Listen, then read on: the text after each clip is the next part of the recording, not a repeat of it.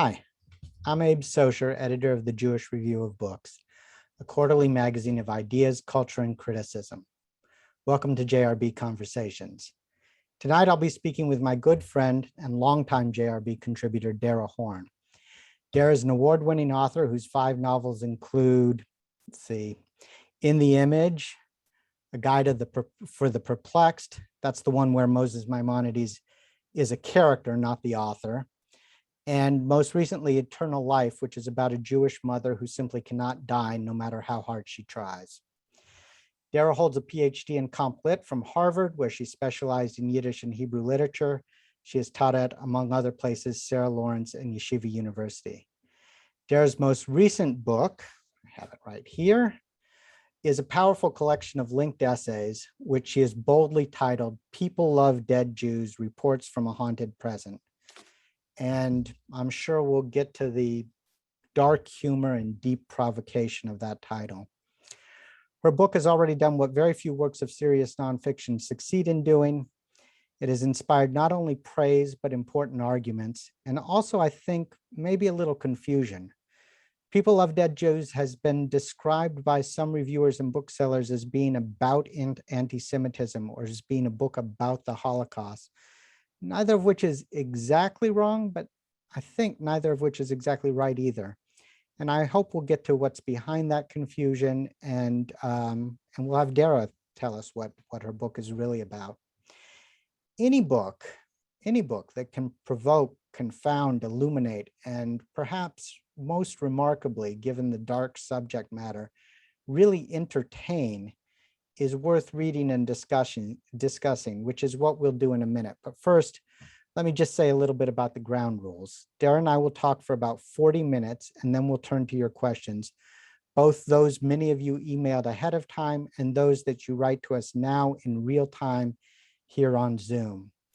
You know how to do that, but I'll just remind you. You take your cursor down to the bottom of the screen, hover along the bottom center of the screen, find the Q&A button, not the raise your hand button.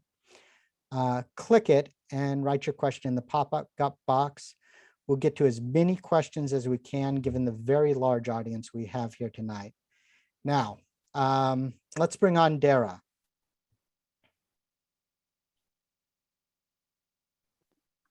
Dara.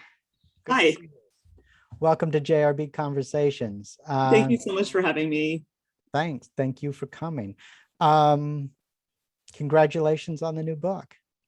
Thank you. By the way, how have you found that people reacted to that title?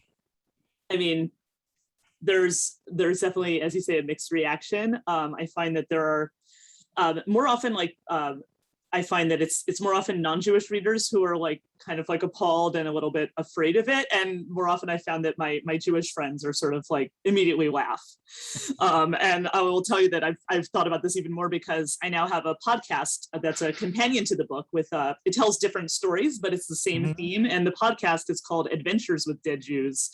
And the production team and I are always joking about how we want to make merch for this, coffee mugs, tote bags, beach towel, nobody's taking your seat at the pool with that one. So, but truthfully, I mean, I think that, anyone who's disturbed by the title, let me warn you that you will be even more disturbed by what is actually inside the book, because from the title, it only gets worse.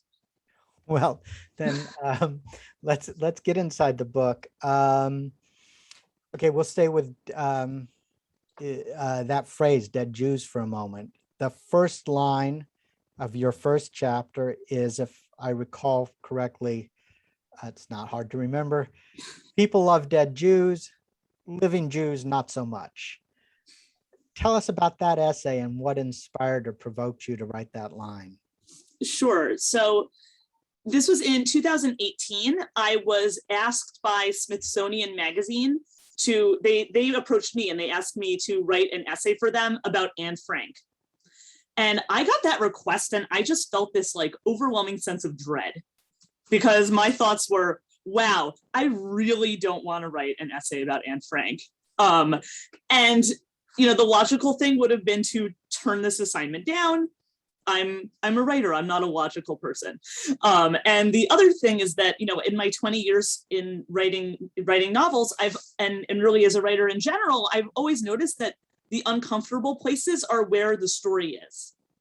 So what I've learned is like to dive into the places that are uncomfortable. So I thought, why don't I want to write an essay about Anne Frank for Smithsonian? And then I remembered a news item that I had noticed earlier that year. So again, this is in 2018, about something that had happened at the Anne Frank Museum in Amsterdam. So I think probably most people on this Zoom don't need me to explain who Anne Frank is, what the Anne Frank Museum is, but it is a museum built around these small, these tiny rooms where she and her family and other people were hiding from the Nazis. It's now like this blockbuster museum. They get about 2 million visitors a year. There was a young Jewish employee at this museum in 2018, and the museum would not allow him to wear his yarmulke to work. They made him hide it under a baseball hat. And he appealed this decision to the board of the museum. The board of the museum then deliberated for 4 months, and at which point they finally relented and allowed this young man to wear his yarmulke to work.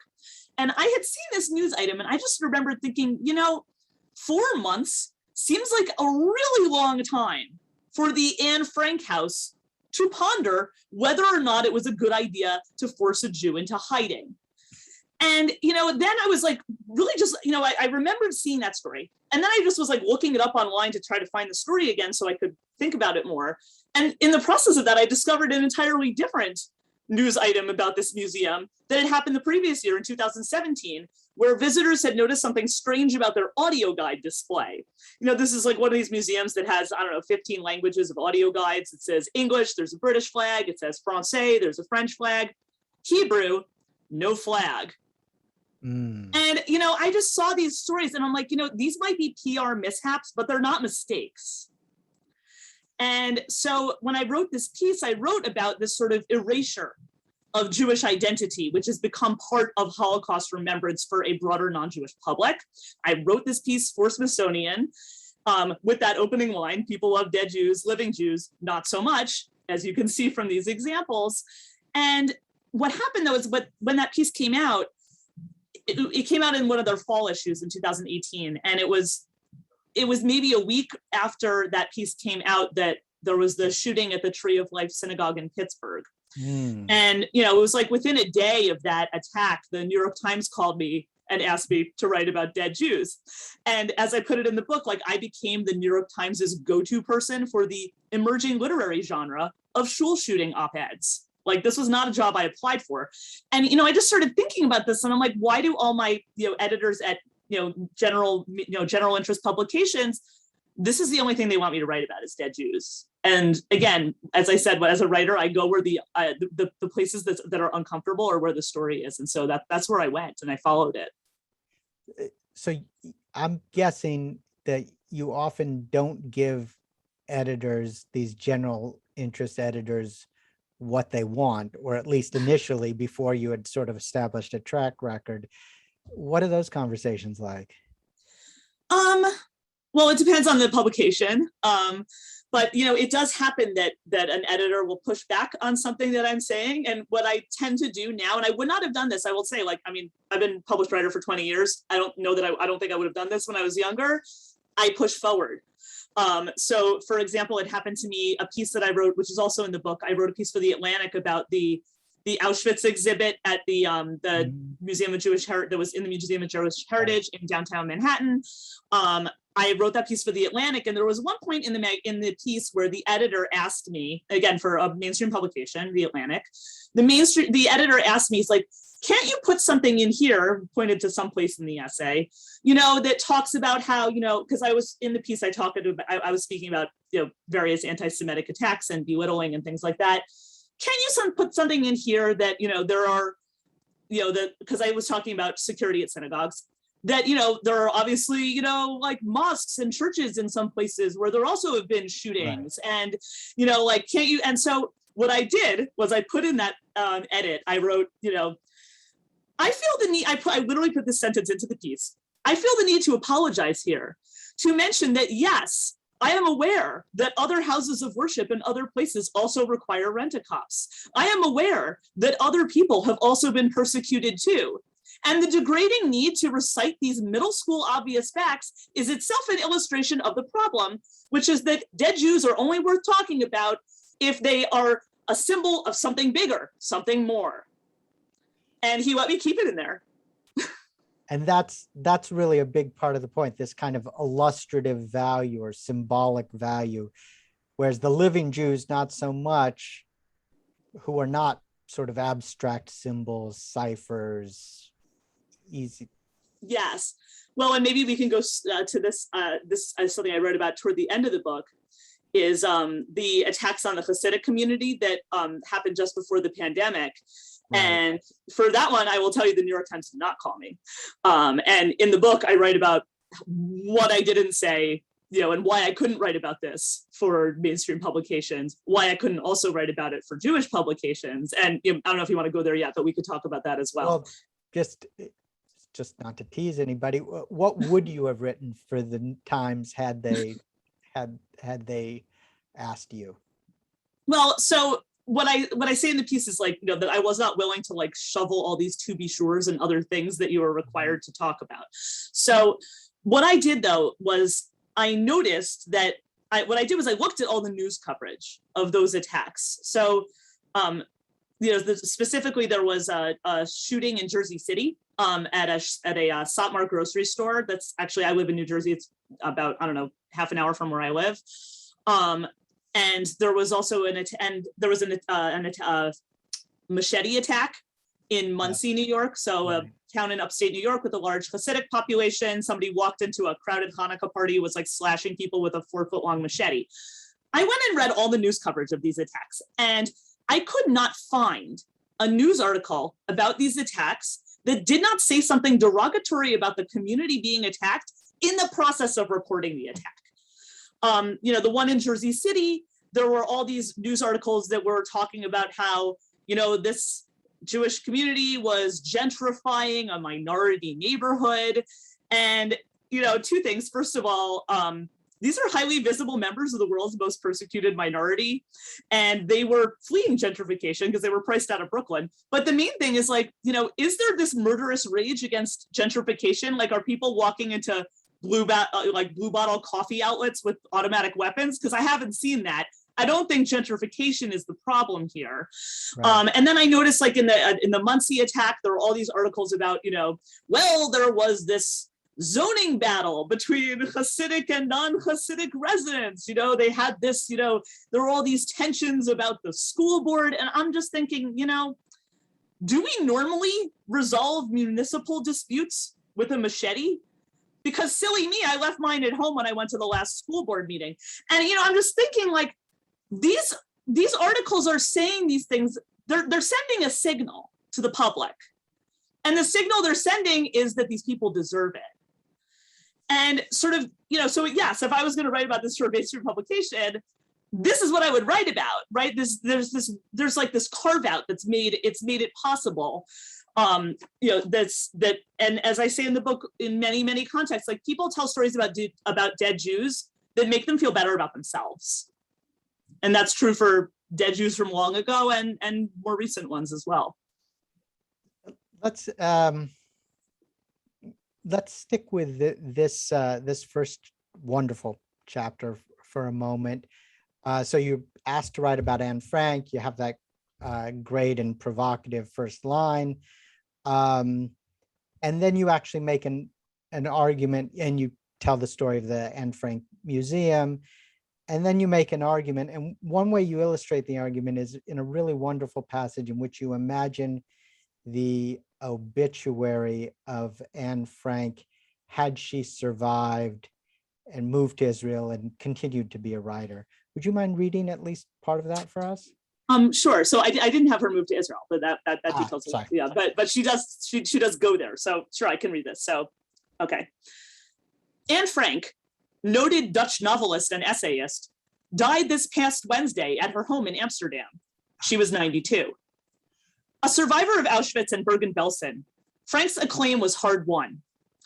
In her 20s, Frank struggled to find a publisher for her first book, The House Behind, a memoir of her experiences in hiding and in Nazi concentration camps. Disfigured by a brutal beating, Frank rarely granted interviews. Her later work, The Return, describes how her father did not recognize her upon their reunion in 1945. Frank supported herself as a journalist, and in 1961, she earned notoriety for her fierce reporting on the Israeli capture of Nazi henchman Adolf Eichmann, an extradition via kidnapping that the European elite condemned. After covering Eichmann's Jerusalem trial for the Dutch press, Frank found the traction to publish Margot, a novel that imagined her sister living the life she once dreamed of as a midwife in the Galilee. A surreal work that breaks the boundaries between novel and memoir and leaves ambiguous which of its characters are dead or alive. The Hebrew translation of Margot became a runaway bestseller, while an English language edition eventually found a small but appreciative audience in the United States. Frank's subsequent books and essays brought her renown as a clear-eyed prophet carefully attuned to hypocrisy. Her reputation for relentless conscience, built on her many investigative articles on subjects ranging from Soviet oppression to Arab-Israeli wars, was cemented by her internationally acclaimed 1984 book, Every House Behind, written after her father's death. Beginning with an homage to her father's unconditional devotion, the book progresses into a searing and accusatory work that reimagines her childhood hiding place as a metaphor for Western civilization, whose facade of high culture concealed a demonic evil. Every flat, every house, every office building in every city, she wrote, they all have a house behind. There's more, but I don't know how much time we want to spend on this. Wow. Yeah. That's a great touch where she's covering the Eichmann trial, presumably alongside Hannah Arendt. Not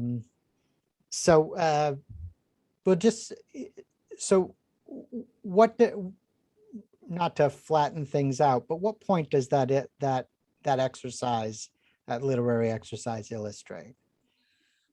A few things. Well, one is, just the loss, right? But of the talent. But it's really because there is this assumption, there's this way that Anne Frank's image is used to, quote, inspire us, by which we mean to flatter us. And the greatest illustration of this is there's this one line from her diary that's plastered on the walls of the museum. It's on the book jacket. And it's the line that says, I still believe, in spite of everything, that people are truly good at heart.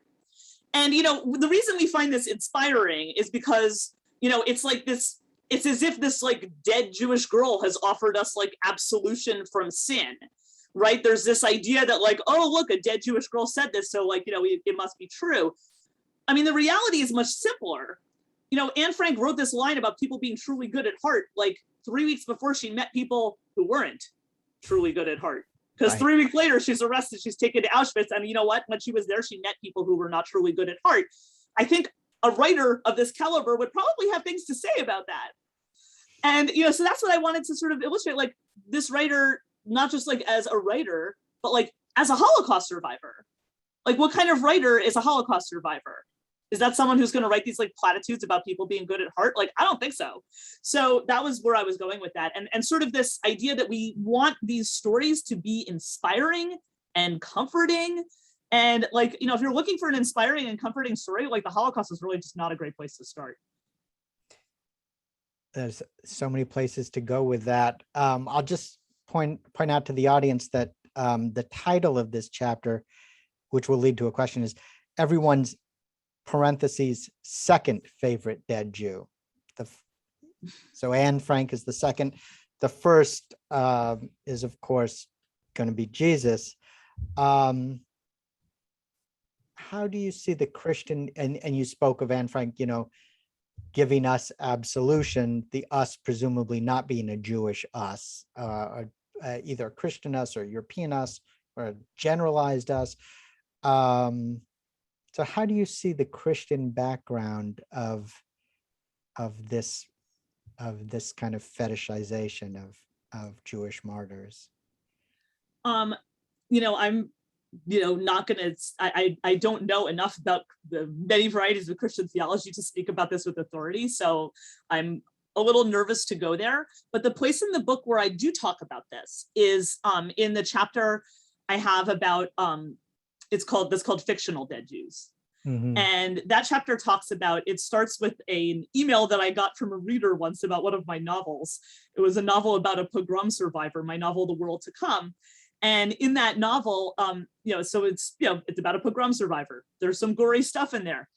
And this reader wrote to me, it's like, "Dear Ms. Horn, I was reading your book, The World to Come, and I got to the part about the horse being beaten, and I threw the book across the room because I think that, the purpose of literature is to be uplifting and to give us, to give everybody some kind of sense of redemption.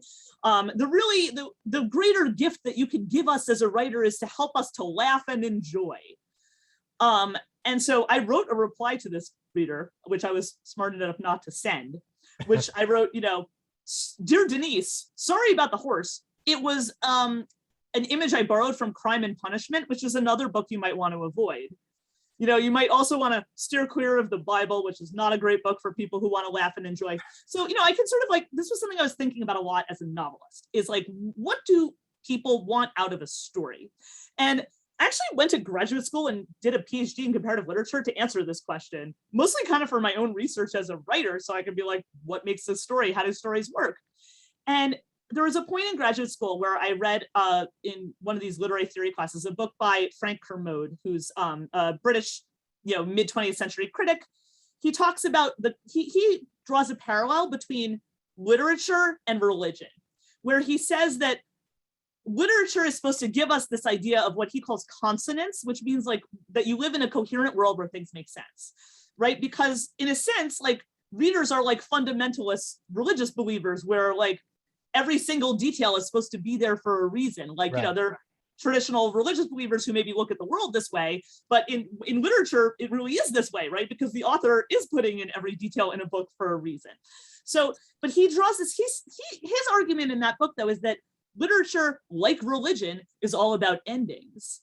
And, he draws this analogy to the Bible, which he says, it begins with the words "in the beginning," and it ends with a vision of the end with the words "even so, come Lord Jesus." And I read that and I'm like, first of all, I did not think that was how the Bible ended. Silly me. But then I also was like, the description he's giving of literature doesn't fit any of the literature that I am reading in Jewish languages, in Hebrew and in Yiddish. There's this, and if you think about, and at that point, I realized that like so much of what English language readers expect from stories does come from this sort of like idea of this like Christian idea of there being a redemptive ending at the end. Think about just the things that we expect of stories, right? We want the good guys to be saved. If that doesn't happen, then there should be, Right. at least the main character should have an epiphany. There should be a moment of grace. And all those are Christian terms. And I just noticed, like, when I was reading like literature in Yiddish, like the writers never give you any of those things. Like no one's ever saved. Like, no one ever realizes anything. There's no epiphany. Like Tevye never has an epiphany, right? But like, and so that was interesting to me. And then it made me sort of realize, and like I said, I don't want to make grand statements about Christian theology. I'm really not qualified to do that. But I do see this like pattern and expectation that's built into literature. And I think it's expressed in a lot of like the way people think about the Holocaust too, that they're like, we want there to be a sense of hope. And it's like, well, if you're looking for a story with hope, like this is really not the story you want to be looking at. Let's leave Europe for a minute. Because things are so much better everywhere else. Shall we go to Syria? How about China? How is Harbin, China? Sure.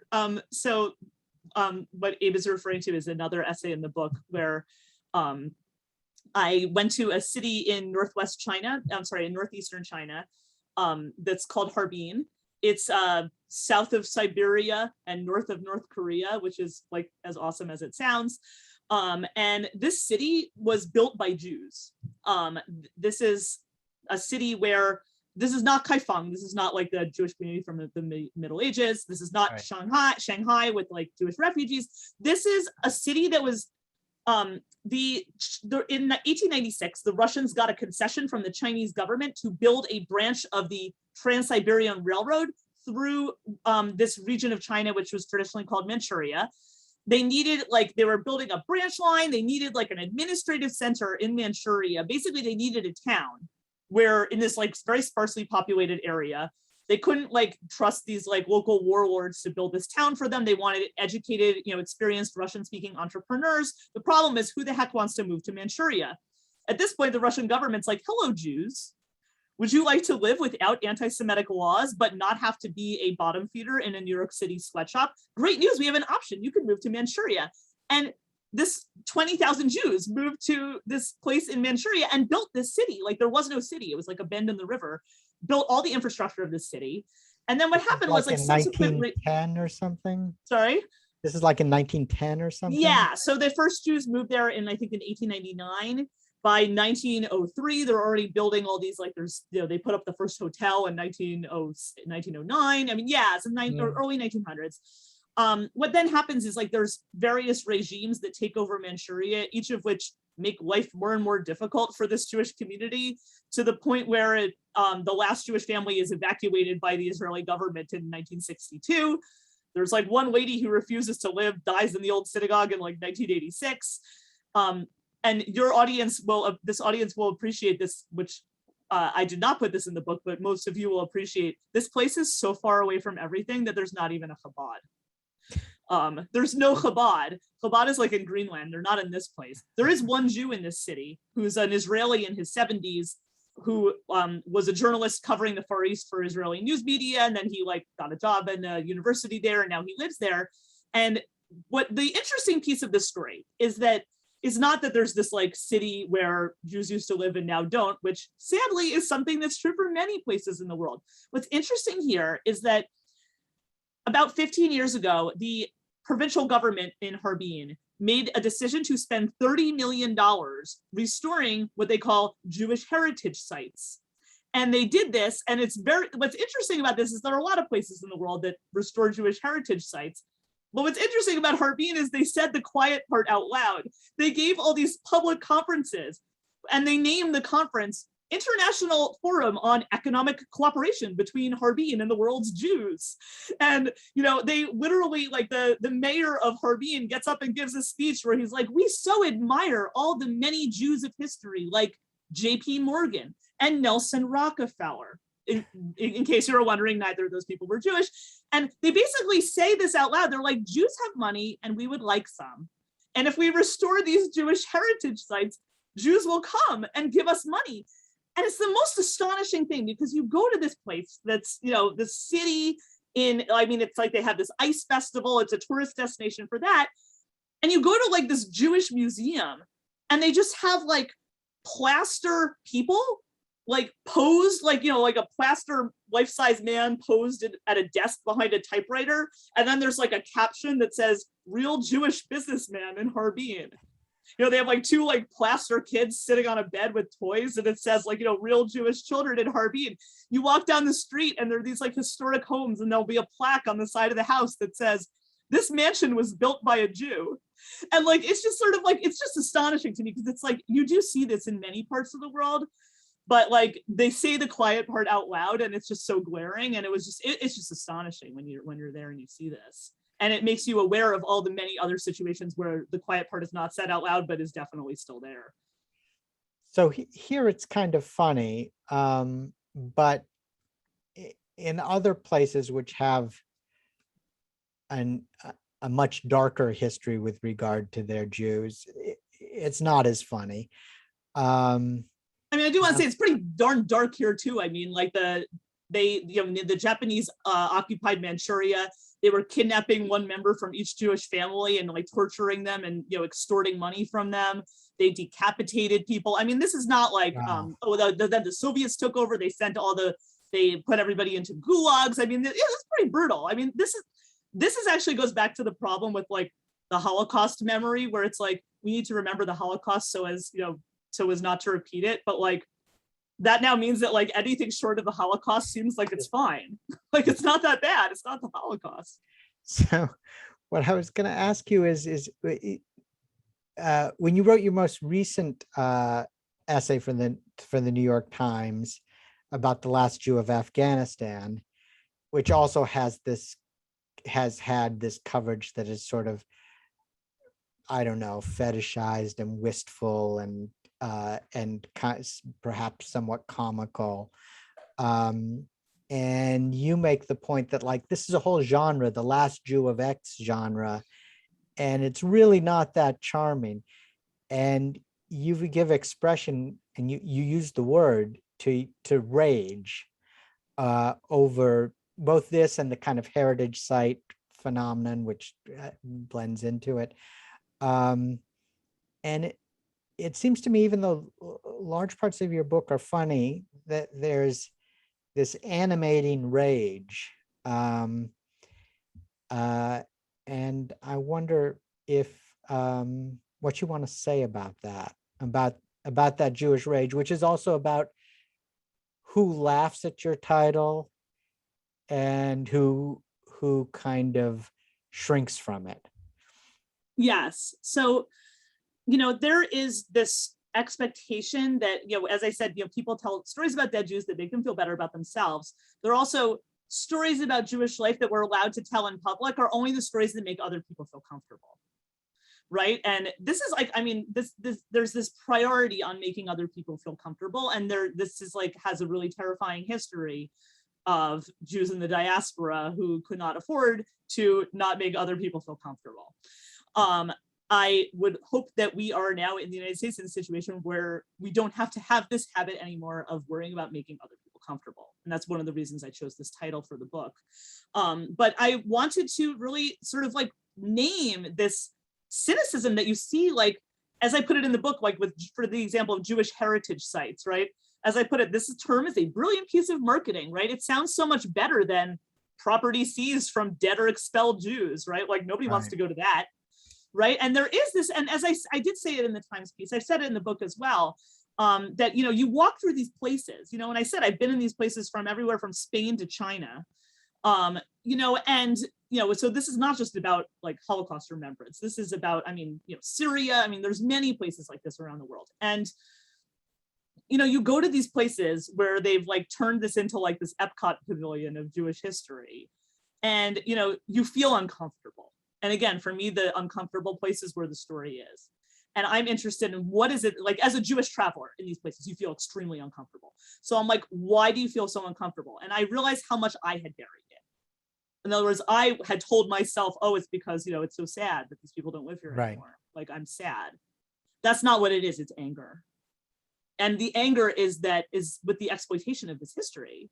Because that is what it is. We don't have to pretend that that's not what it is, right? That's the thing. You're supposed to be like, oh, I'm so grateful to these people who restored this cemetery. But like, and I want to be clear, like there are better and worse ways of doing this. I am not making the argument that Jewish heritage sites should not be restored and should be left to see. Like, that's not what I'm saying at all. But like, there are better and worse ways to do this. There are sincere and insincere ways of doing this. And basically there's sort of, what's amazing is sort of like, that you have this like interest in Jewish life when it costs people nothing and when it doesn't mean that they have to like accommodate actual living Jews. And that is an anger that I have. And I think that it is something that Jews in the diaspora have had to suppress. And like, I'm sort of tired of this. Like, and it's sort of like, you're forced to like tell these stories in this like pious way that, like I said, that flatter people. And I don't see that. I don't see the reason to do that. In your imagined Anne Frank who survives is somebody who doesn't suppress her anger. Yes.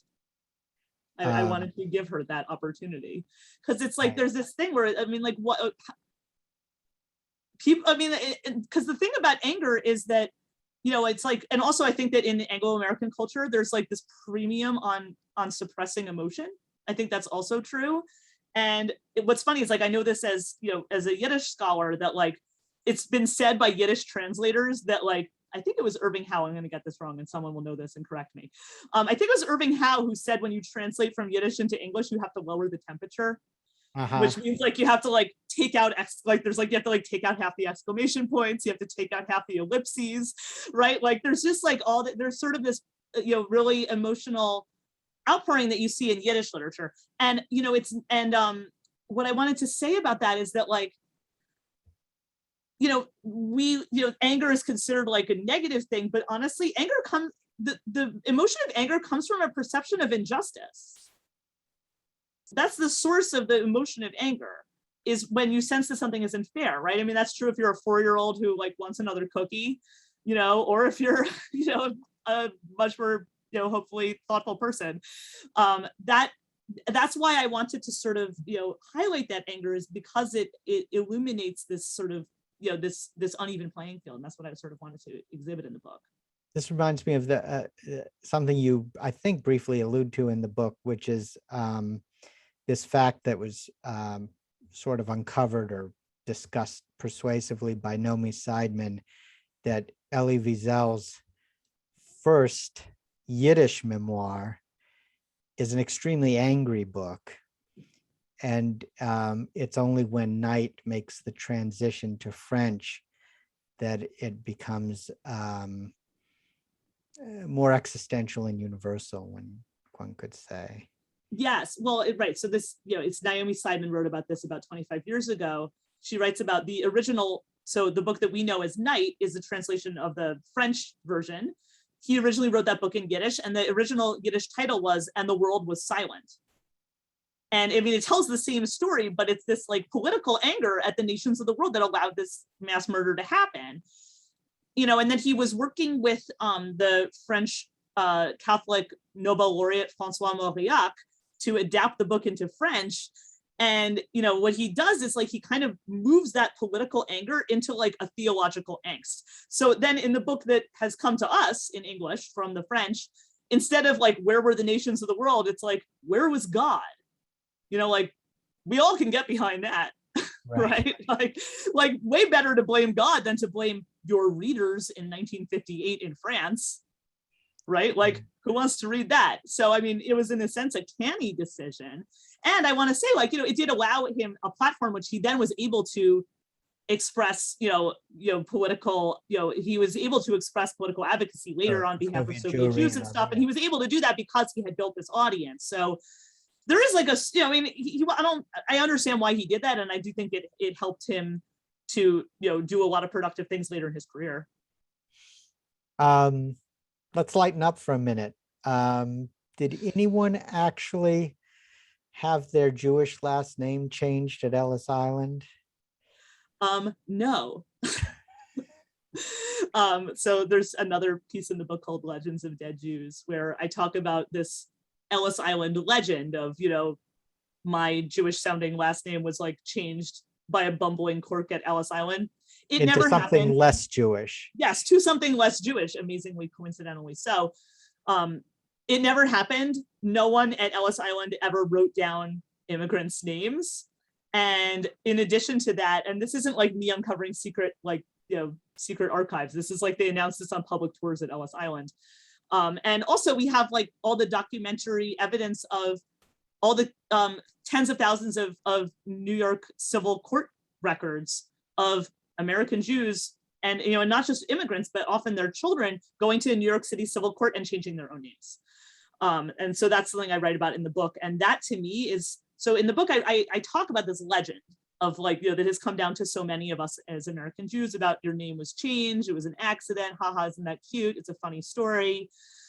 That story is doing emotional work for the people who are telling it and the people who are hearing it, because it allows people to not pass on the psychological damage of American anti-Semitism to their children.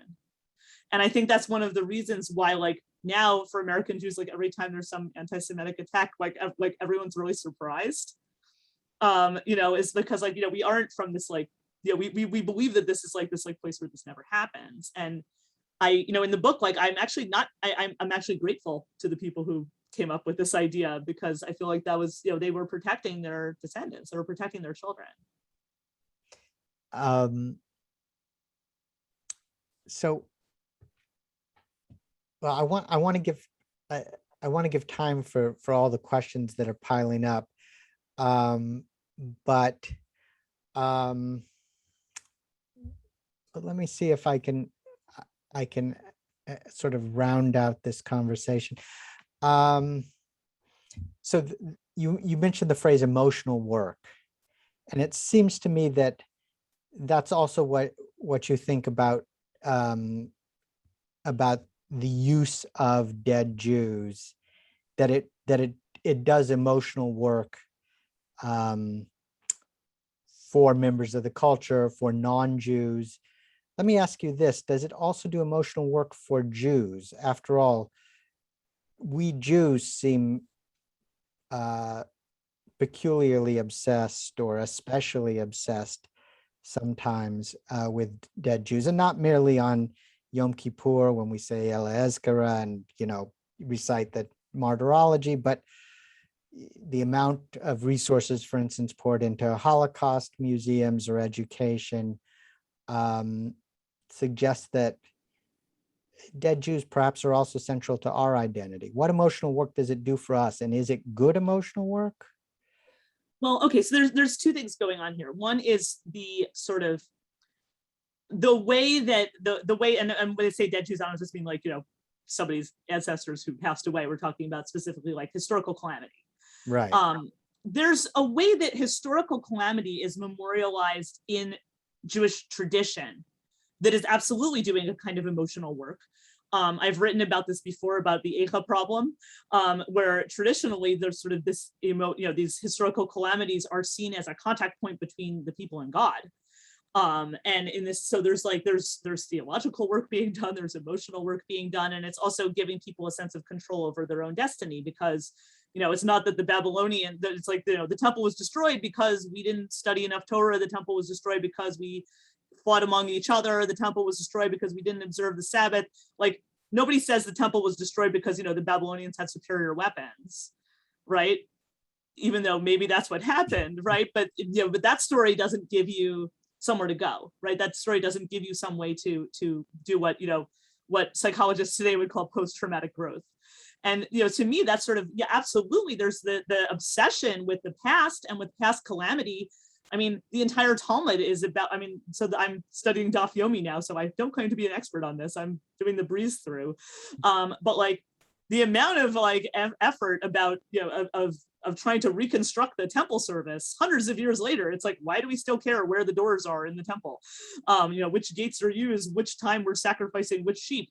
It's like, there is this sort of like attempt to sort of revive the dead. And this is that conversation about like how the past lives within the present is absolutely animating in Jewish life. So that's, to me, is a positive use of the past and the use of past calamity. I think what you're alluding to, though, is maybe something a little bit different, which is like, if you a Holocaust obsession among American Jews or something like that. I think a lot of people have asked me this, and I actually don't know that it's a fair question, because I think, for one thing, I think that that is more often a phenomenon among people who are less educated in Jewish tradition. I feel like, we've been talking about like readers of this book, or even the people in the society we're talking about, as if there's like Jews and non-Jews. I don't think this is like a binary. I think there's sort of like a spectrum of people who are very invested in Jewish life and culture and people who have no connection to it. And there's like a broad spectrum in between. There are certainly many people who are themselves Jewish, but they're getting the same education that non-Jews are. And what do you learn about Jews in public school? You learn that they died in the Holocaust. That's kind of it. So, for those people, they're getting that same education. So, but the other piece that I think is a little unfair is, yes, it was a lot of, Jewish organizations and nonprofit groups and philanthropists that, established things like the United States Holocaust Museum. But I think that there was a certain motivation at the time when those museums were being built, when those school curricula were being created. And I think it had to do with first of all, combating Holocaust denial, but which is very important and worthwhile. But also, I think that there was really an earnest belief that educating people about the Holocaust was a way to inoculate them against anti-Semitism now. And as I put it in the book, it wasn't a ridiculous idea, but 30 years later, I think we could maybe reevaluate it, because like when somebody's, when anti-Semites are trolling you on Twitter and they're photoshopping you into a gas chamber, the problem isn't that person doesn't know about the Holocaust. right? Right. So that's the piece where I sort of think like, and so, I mean, I think it did, I think that a lot of, the lack of anti-Semitism in the past, 50 years in the United States does come from like a chagrin among the public about the enormity of the Holocaust. So, I mean, I don't think it was for nothing. I don't think it failed. I think that maybe now we're at a point where we could reevaluate it. So here's a sort of perceptive question from a reader, or a very perceptive question for a reader from a reader. It's anonymous. Some people choose to be anonymous. She says that Cynthia Ozick seems to be an influence or hover behind this book, that she mentions the famous classic essay, Who Owns Anne Frank, but also another essay from the mid-70s by Ozick called The World Wants Jews Dead, or All the World Wants Yes. Jews Dead. Did you have those in mind? And what's Ozick's influence on you, especially as an essayist? Sure. So, Cynthia Ozick mostly had influenced me as a novelist, because when I was a teenager, I was sort of really fascinated by the intersection between literature and religion. I didn't know how to express that when I was like 14 years old. So I'm like, I guess I'm interested in Jewish literature. But like, then when you say that and you're 14 in New Jersey in 1993 or whatever, people start handing you books by Philip Roth. Wasn't what I was looking for. And I was just fascinated when I discovered Cynthia Ozick, because there was at that time very few writers who were like engaging not just with like Judaism as a social identity, but like with the actual content of this tradition in a meaningful way, and who were like really talented fiction writers. So she was very influential to me in my writing as a novelist. And it was only really later that I discovered her work as an essayist. And we now we've been corresponding for like about 20 years, she and I. So we do know each other. I admire her a lot. I really, there's a lot of things that she's written that I admire a lot. I do cite her essay, Who Owns Anne Frank, at the end of the book. Right. Yes. I think that she's very prescient. I think she's sort of, saw a lot of things that a lot of people didn't want to see, and was willing to say a lot of things that a lot of people didn't want to say, and is still saying them. I mean, so I actually just reviewed her newest book that, came out very recently. I mean, and I think she's 93. So we should all be so lucky. So yes, absolutely. I have enormous respect for her. And also, one thing I would say about her is that what reading her essays taught me is clarity. Right, that and also like that you can take somebody on an intellectual thrill ride, right? That there is like a story that you're telling someone you're not making an argument like this is true for 3 reasons, but you're rather taking the reader along and saying, come with me, I got to show you this. And that's something that she does in all of her work.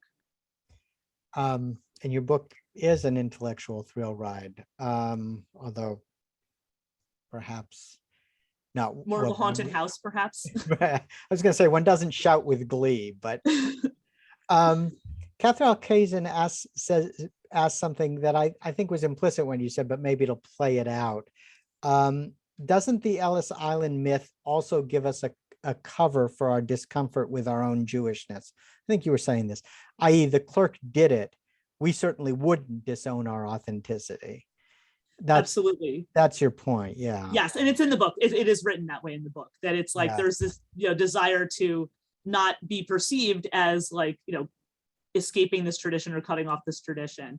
I mean, sort of the more interesting thing is like, the people who change their names. And again, this is not my research. This is a woman named Kirsten Vermeglech, who wrote a great book called A Rosenberg by Any Other Name. Right. She read through all these court filings.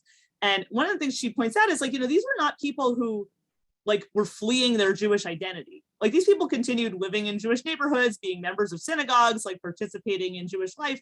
So like they were just staring down this reality that they couldn't avoid. And I think that, yes, absolutely. But what I think is like, that tells you how important Jewish identity was to those people, that they needed to, that they didn't want people to think that this was their choice. And I think that's a gift too to their descendants. So Velvela Weiss, great name, asks, what do you think is a good way to have conversations about anti-Semitism and Jewish experience in contexts that are disinterested and even hostile to Jewish identity? I mean, I don't know how much we're going to convince anyone who's hostile, right? But I've been thinking about this a lot. I mean, there's sort of like that's a sophisticated way of asking the sort of simpler question of like, what can we do?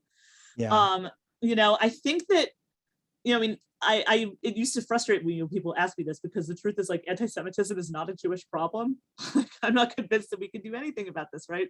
We're not the people who can do something about it, but of course no one else will. So one thing that I was interested in doing is finding a way to change the conversation from dead Jews to a living Jewish culture and the meaning of Jewish history. An example that I often give of this is that, I mentioned before, like the school textbook, like where are Jews mentioned in like the history book?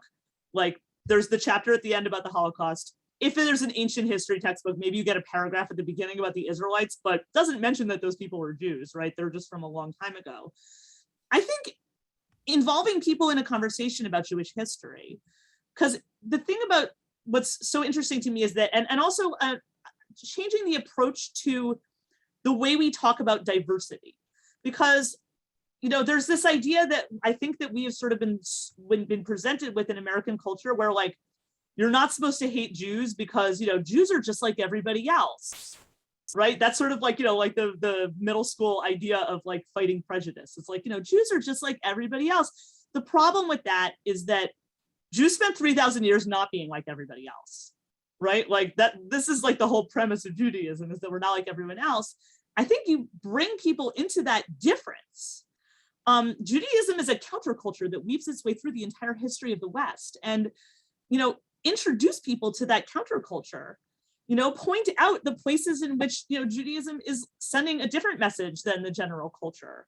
Bring this up and when I say in a positive way, I just mean like sort of we talk a lot about like what Salem Baron called the lachrymose view of Jewish history, that it's like just like one calamity after another. But like to me, the most astonishing thing about Jewish history is the resilience, right? I mean, Jewish history is a masterclass in resilience that I think a lot of people have a lot they could learn from, and that has a lot to offer. The other thing, when we have conversations about diversity, I would like put this concept of diversity to the test, because I believe that Jews absolutely belong in that conversation about diversity, because, does diversity mean you have a lot of people who, maybe are from different places, but all think the same way and all see things the way that, all see things the same way?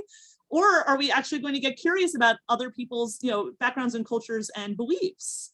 And, that's where the conversation can get really interesting. And so I would sort of be bold about introducing those things. And that's something that, previous generations of American Jews didn't have the luxury of being able to do. And that's what I hope that future generations of American Jews will have the ability to do. So I don't know if I don't think I answered your question, because, dealing with somebody who's hostile is not really the way to go. Although there's that great story of that guy who was Derek Black, who was like the son of some, white supremacist neo-Nazi leader. And then, their Jews on his college campus just like started inviting him over for Shabbos dinner, and they like, kind of got him to see that like they were not, the devil incarnate or whatever. So I mean, I doubt that that's something that is routinely a useful approach, but I do think like celebrating Jewish life and making it really clear how much of Western civilization owes to Jewish life is a valuable thing to do. Well, it's a terrific book, and time has gone so fast. Several people ask, and so I'll just group them all together. But whether you're working on a next book and what you can tell us about it. Okay, well, so I'm working on a few things. I mentioned I have this podcast, so that's something it's been keeping me busy in recent months. Right. Because I basically had to write an entirely new book, because my publisher was like, you can't use material from this book in your podcast. So I wrote a whole new book for you that you can listen to, called Adventures with Dead Jews. I'm working on, I am 60,000 words into a new novel. So I am working on a novel, which no one has seen yet other than me. I also am working on a graphic novel for children that's on a Passover theme. So that's going to be for ages 8 to 12. I have an illustrator working on it. I have a couple different organizations that have supported me in this work. So I don't know, I probably don't have time to go into detail about it, but it's let's just say it's bringing that conversation into, you know, the positive aspects of Jewish history and the resilience in Jewish history as part of that story. Yeah, I'm really excited. We've talked about that for the graphic novel for a Yes. long time, and I'm really excited about that. Well, Dara, thank you so much for coming on JRB Conversations, and it's a terrific book. I urge everybody to read it if you haven't already, and go to the podcast and get the second book. And I can't wait for your next article in JRB. Well, thank you so much for having me. And I see that we have many, many questions that we didn't get to. So I hope that I will have other opportunities to interact with these readers in the future. So thank you. Thank you. Bye.